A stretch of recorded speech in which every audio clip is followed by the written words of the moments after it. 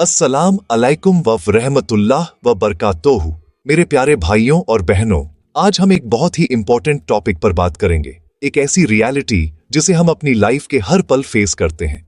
ये हमारे सबसे पुराने और सबसे डिटरमाइंड दुश्मन के बारे में है।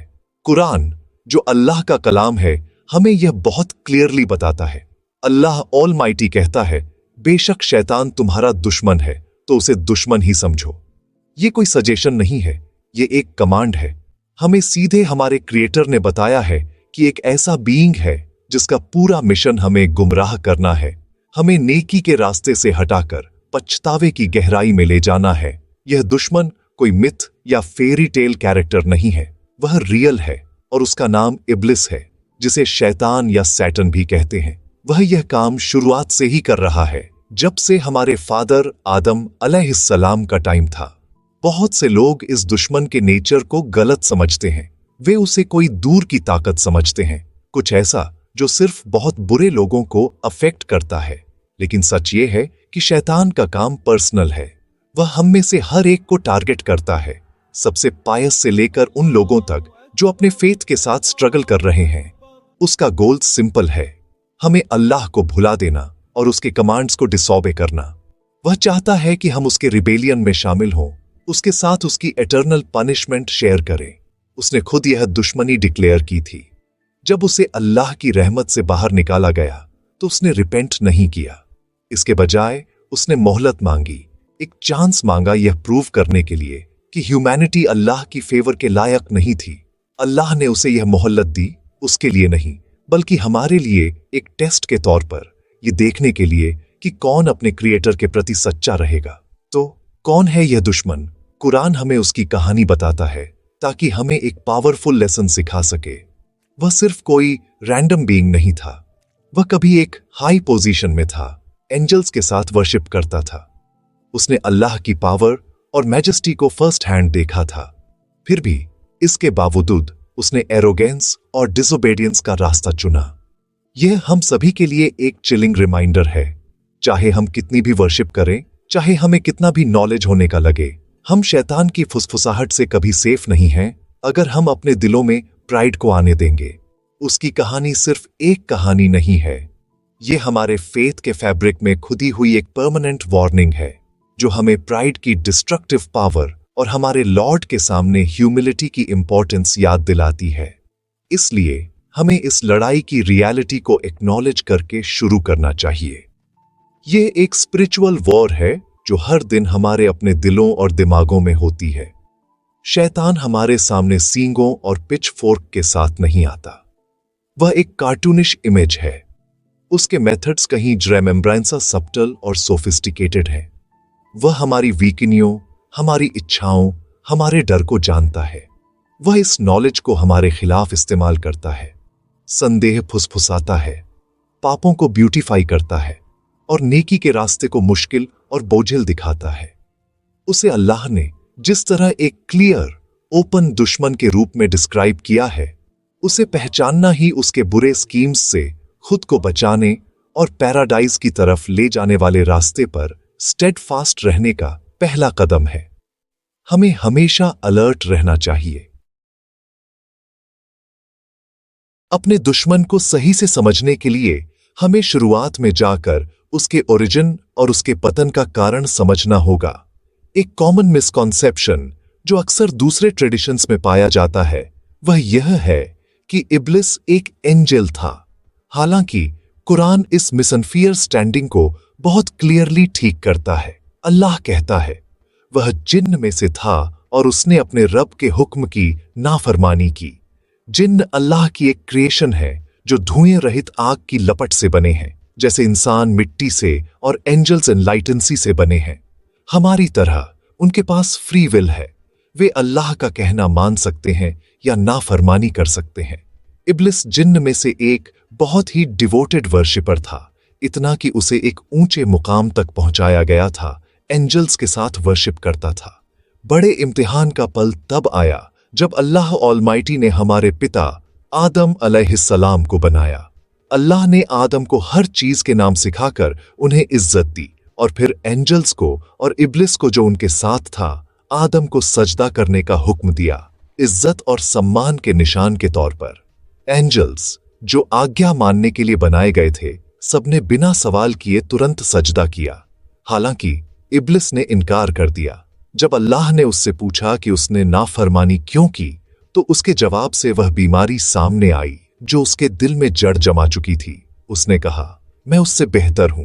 तूने मुझे आग से बनाया और तूने उसे मिट्टी से बनाया। यह रेसिज्म का जन्म था, एरोगेंस का जन्म था, अल्लाह की दूसरी क्रिएशन को नीचा देखने का जन्म था। प्राइड, अरबी में किब्र से भरी हुई यह एक नाफरमानी उसका पतन का कारण बनी। उसने सिर्फ एक हुक्म की नाफरमानी नहीं की, उसने अल्लाह की हिकमत पर सवाल उठाया। उसे लगा कि उसकी अपनी लॉजिक और उसका अपना ओरिजिन उसे सुपीरियर बनाता है, और इसलिए उसे लगा कि अल्लाह का हुक्म अस्तगफिरुल्लाह अनजस्ट था। इस एरोगेंस ने उसे सच्चाई से अंधा कर दिया और उसे अल्लाह की रहमत से हमेशा के लिए शापित और बाहर निकाल दिया गया। यह हमें एक गहरा सबक सिखाता है। अल्लाह के खिलाफ खुले विद्रोह में किया गया पहला सिन चोरी या कत्ल नहीं था, वह प्राइड था। प्राइड हर दूसरे सिन का रास्ता है, क्योंकि यह इंसान को यह महसूस कराता है कि वह कानून से ऊपर है, गाइडेंस से ऊपर है और आखिरकार खुद अल्लाह से ऊपर है। तो इब्लिस का पतन हमारे लिए एक आईना है। हर बार जब हमें लगता है कि हम किसी और से बेहतर हैं, अपनी रेस, अपनी दौलत, अपने नॉलेज या यहां तक कि अपने वर्शिप के लेवल की वजह से, तो हम इब्लिस के सिन को दोहरा रहे होते हैं। ये उसकी लेगेसी है। वह चाहता है कि हम उसके जैसे एरोगेंट बन जाएं। वह चाहता है कि हम दूसरों को तिरस्कार से देखें।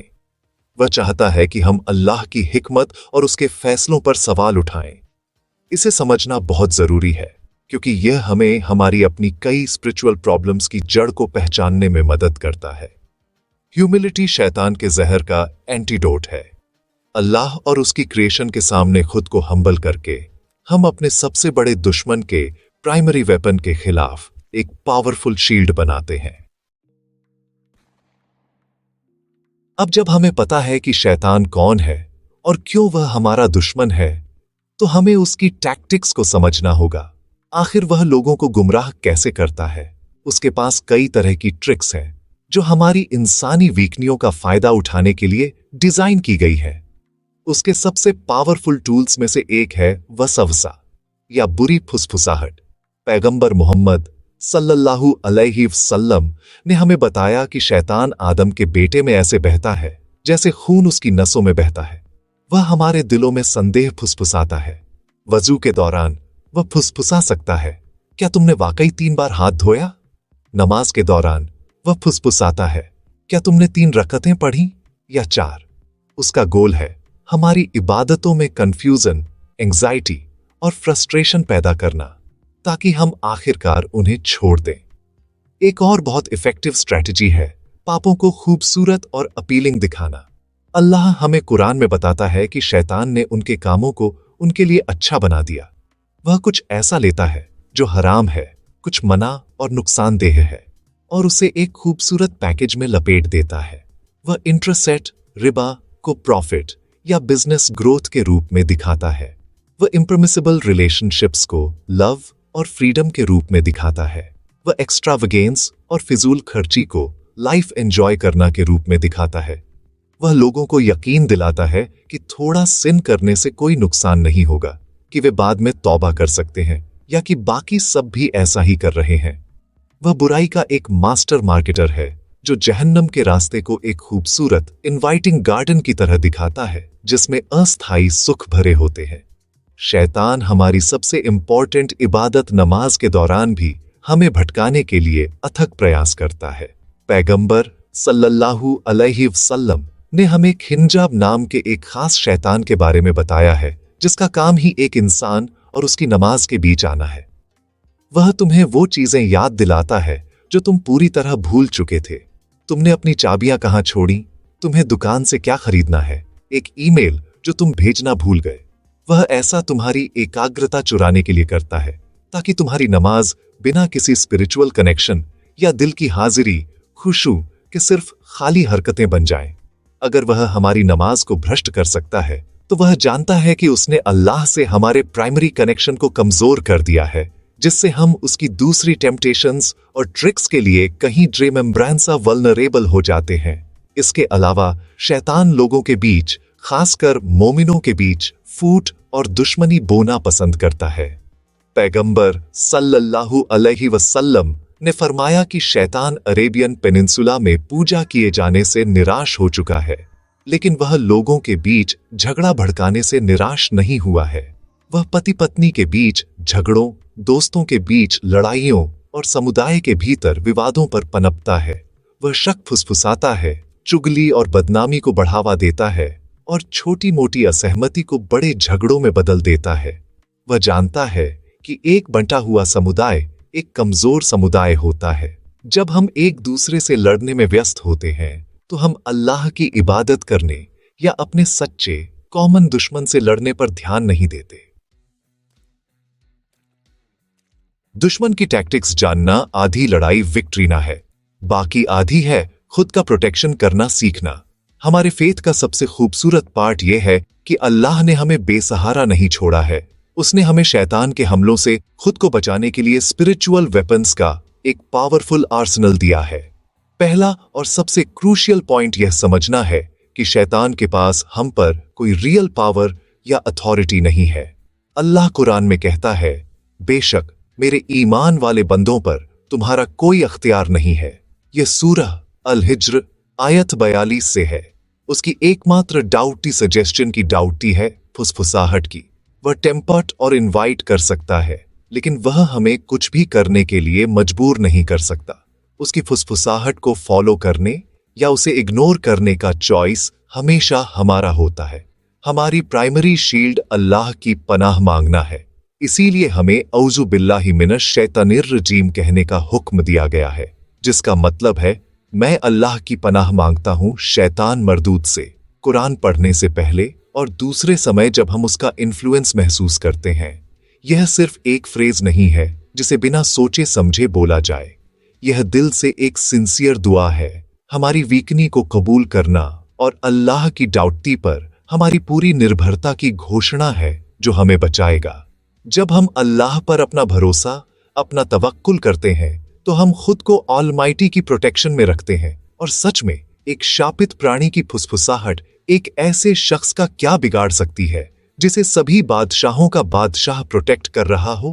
कुरान खुद शैतान के खिलाफ एक किला है। इसे पढ़ना, इसे समझना और इसे अपनी लाइफ में इंप्लीमेंट करना हमारे दिलों को रोशन करता है और उस अंधेरे को दूर भगाता है जिस पर शैतान पनपता है। कुछ आयतें और सूरह खास तौर पर पावरफुल हैं। पैगंबर मोहम्मद सल्लल्लाहु अलैहि वसल्लम ने हमें बताया कि शैतान उस घर से भाग जाता है जिसमें सूरह अल बकरा पढ़ी जाती है। आयतुल कुर्सी, जो सूरह अल बकरा की 255वीं आयत है, सोने से पहले पढ़ने से हमें अल्लाह की तरफ से एक गार्जियन मिलता है जो हमें पूरी रात बचाता है।